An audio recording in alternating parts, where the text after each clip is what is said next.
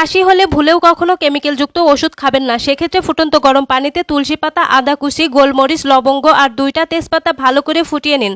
যখন পানির কালার পরিবর্তন হয়ে যাবে তখন চুলা থেকে নামিয়ে ছাঁকনি দিয়ে ছেঁকে এই পানীয়টা কুসুম গরম অবস্থায় খাবেন, দেখবেন যত পুরনো কাশি হোক না কেন একদম ভালো হয়ে যাবে।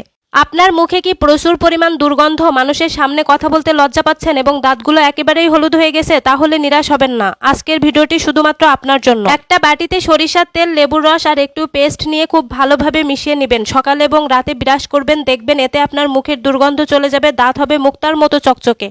শরীরের যে স্থানে আসিল আছে পেঁপের কষ দিয়ে খুব সহজেই আপনি আপনার আসিল তুলতে পারবেন মুহূর্তের মধ্যেই। একটা কাঁচা পেঁপে খুশিয়ে এর ভিতর থেকে কষ বের করে এর সাথে একটু সরিষার তেল মিশিয়ে আপনার যেই স্থানে আসিল আছে সেই স্থানে লাগিয়ে রাখবেন। এতে করে মুহূর্তের মধ্যেই আপনার আসিল একেবারে উঠে যাবে।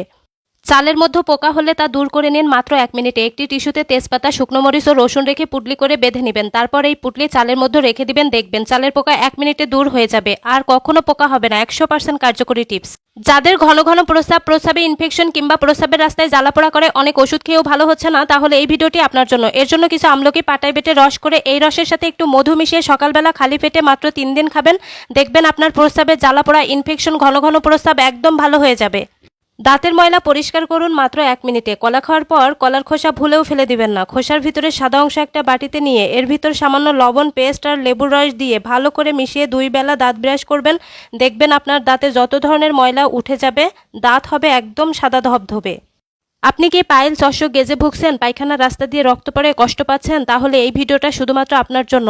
এর জন্য পেঁপের খোসা আর গোলমরিচ খুব ভালো করে বেটে রস করে এই রস আপনি 3 দিন খাবেন, দেখবেন আপনার পায়খানার রাস্তা দিয়ে রক্ত পড়া, অশ্বক, গেজ, পাইলস একদম ভালো হয়ে যাবে। যাদের রাতে ঘুম আসে না, সবসময় ঘুমের ওষুধ খেয়ে ঘুমাতে হয়, তাদের আর ঘুমের ওষুধ কিনতে হবে না। এর জন্য 1 গ্লাস কুসুম গরম দুধ নিয়ে এর ভিতর কয়েকটা আখরোট, কয়েকটা মিষ্টি কুমড়ার বিচি দিয়ে রাতে ঘুমাতে যাওয়ার আধা ঘন্টা আগে খাবেন, দেখবেন বিছানায় যাওয়ার সাথে সাথে শান্তির ঘুম চলে আসবে। এটি 100% কার্যকরী টিপস।